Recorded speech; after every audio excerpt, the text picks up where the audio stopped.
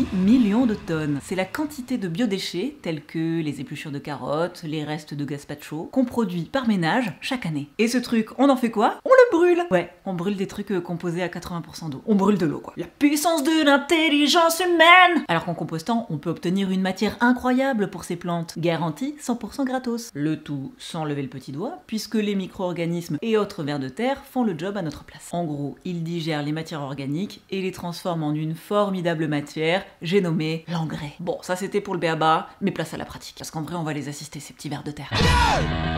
Pour que ça ne sente pas le vieux rat crevé et qu'on se retrouve avec des moucherons dans tous les sens, il y a quand même des petites règles d'or. Pas de viande, poisson, produits laitiers, ni même de céréales, pour éviter les mauvaises odeurs et la fâcheuse présence de nos copains les rongeurs. Les agrumes, l'ail, l'oignon sont des insecticides naturels, donc on évite aussi, ou alors en quantité minus. Pour vos fruits et légumes à la peau épaisse, tels que l'ananas par exemple, n'hésitez pas à le couper en petits morceaux pour faciliter la décomposition. Et puis n'oubliez pas de rajouter des feuilles mortes, du carton, des brindilles, bref des matières sèches qui vont se rajouter aux matières humides, et on parle d'équilibre carbone-azote. Et oui, ça se mime comme ça, le carbone et l'azote. Ce qui va faire la diff, c'est aussi de penser à aérer en brassant de temps en temps. Les micro-organismes utiles au compostage ont besoin d'oxygène. Sans air, ils sont remplacés par d'autres qui produisent des gaz qui puent. Bah oui, forcément ça pue puisque ce sont des gaz. Et puis si au contraire il n'y a pas assez d'humidité, les déchets deviennent trop secs, les micro-organismes meurent et le process s'arrête. Dans ce cas-là, on peut arroser le compost. Il y a un truc très simple pour savoir si votre compost est bien équilibré, c'est le test de la poignée. Vous prenez une poignée de votre compost que vous serrez bien fort. Si une petite goutte sort de votre main, c'est nickelos. Sinon, vous avez compris, vous ajustez.